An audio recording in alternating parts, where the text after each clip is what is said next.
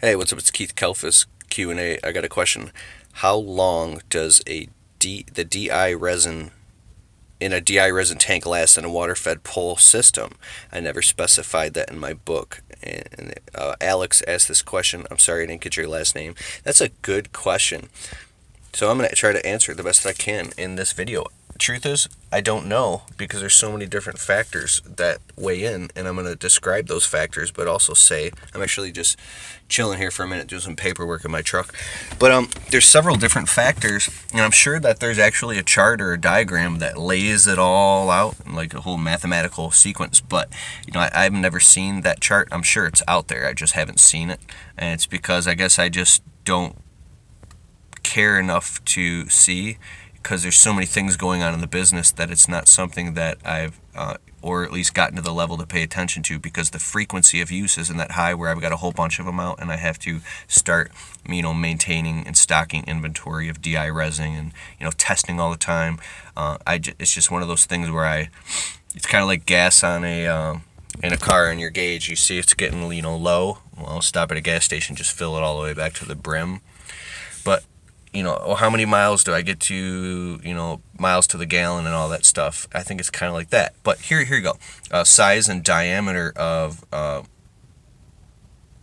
water, the hoses. What type of grade of hose are you using? That means what is the volume and water pressure in the city that you're at? How many gallons per minute is going through your DI resin tank? Okay, now how much resin? How big is your resin tank, and how much resin is actually in it? How much are you using it? What is the frequency of use? So like, how many windows are you cleaning a day? How many houses are you cleaning a day? How much wastewater is being thrown away? Waste DI water product. If you have a team member who is using the water-fed pole and he keeps putting it down to like check his phone, and you don't know, or he's taking a longer time, or you don't have a shut-off release or valve on the head of the brush itself that I installed one on mine, that you can shut it off so it's not just pissing away water while, I don't know, maybe a guy's distracted. How dirty are the windows? How long is it taking you per window? Is it taking you 20 seconds or 40 seconds per window? What type of brush do you have? Like the constructor brush, I mean. How old or new is your brush? How long is it taking you to scrub each? Well, what are the conditions of the window? So and I'm saying all that because I'm actually realizing it all now as I say it. In no way, shape, or form am I trying to be like some type of know-it-all, because I'm going, these are a lot of factors that come into play. We have never actually talked or worked this out before, right? So yeah, it is a good question for me. Now, if I could just answer it straight out from my perception, I'm only changing the tank 2 to 3 times a year, and I've got a gigantic. Gigantic. What is that? It's 1 cubic foot of resin. And I'm like, there's no way. My tank must have more than that. It's a large DI tank, but supposedly it's just 1 cubic foot of resin that's going in, and I can clean how many houses? I don't know. I haven't gone through the paperwork and done the math, and let's just say I can do 100 houses. Some guys in the comments, that's way off. I could do 250, or I only do 50. I'm just guessing 100 houses. I know that I'm changing it 2 to 3 times a year.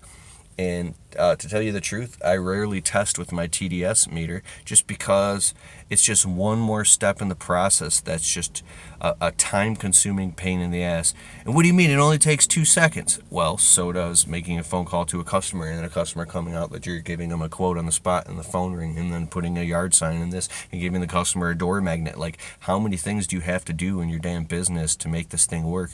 What puts dollars in the bank? And what puts dollars in the bank to me is finding ways to make it as automated as possible. Now, I know I still physically do the work in my business, but I just mean within my little small business operation. For me, it's Google reviews all day, getting positive social proof from customers, doing walkarounds and giving them a very pleasant experience, and letting them feel that they had trustworthy window cleaners in the house that did a job and really went the extra mile to scrub that extra stuff, and they felt a sense of completeness, and we were in and out in a timely manner, and left them business cards. It was just like a friction-free type of deal. I would strive towards. And then, I know that's a little bit aside from how much the resin works, but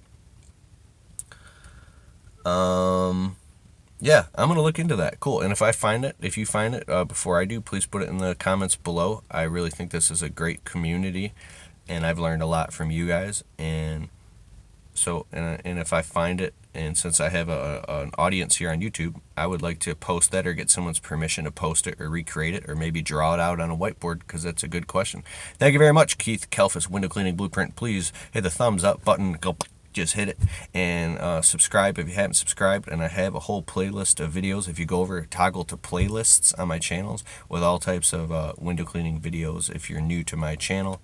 And thank you very much. Also click the links in the description below, and then there's links to other stuff. Like I do have a window cleaning book and a window cleaning audiobook now on audible.com. You can actually listen to it while you work, and it's about 4.5 hours long. It's a very detailed stuff. If you're new to the business, I promise you'll get a ton of benefit from it. And also my window cleaning blueprint video course is complete. It's 100% finished, and I'm launching it very soon. It's ready to go. It's got over between 20 and 30 hours of jam-packed information on not only how to start a window cleaning business, but property walks, water-fed pull training, setups, breakdowns, paperwork, documents, a whole mini course inside of it on marketing and internet marketing, which is my specialty and obsession, and plus interviews with guys like Joshua Latimer, Dave Carroll, DJ Carroll. The Joshua Latimer interview itself is, to me, it's business changing. It's freaking powerful, man. Notice I said frickin' because I'm trying to work on stopping cussing all the damn time. But yeah, so all I'm doing now is I'm creating all the marketing for the course on the front end to make it all well thought out. So when people want to learn more about it, they can, go through that process themselves and learn everything, so you can make a qualified decision. And then once again, everything that I sell online, I love writing books, and I'm learning how to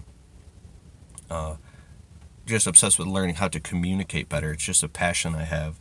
And this whole internet YouTube thing, it costs me money. It probably costs me $450 a month to run it all, in the subscriptions and the websites, and also my time and answering comments and helping people. I do have several YouTube channels that so it's cool that I've figured out a way to sell books and things like that, and I also get money from YouTube to make money doing it now. So that's a great opportunity. So I'll also be speaking at the 2017 Ignite conference. Oh yeah, click the link in the description below to sign up to learn about the window cleaning blueprint video course. I'll also be speaking at the 2017 Ignite conference in Louisville, Kentucky. I'm pretty sure this is in June. You can learn about that. DJ Carroll or Coach Carroll Media. I'll be opening and presenting there. And I just got back from Chicago. That's landscaping stuff. What else? Other stuff that I can't release or talk about right now, but I hope all is well. I hope you're making tons of money. And oh yeah, my sister-in-law is a phenomenal, her whole life experienced bachelor degree graphic designer and a graphic design artist manager.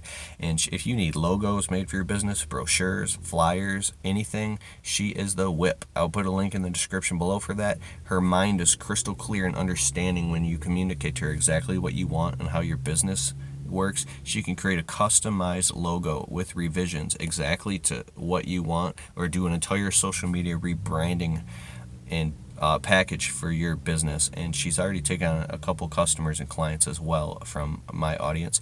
Her backstory is she now is doing freelancing.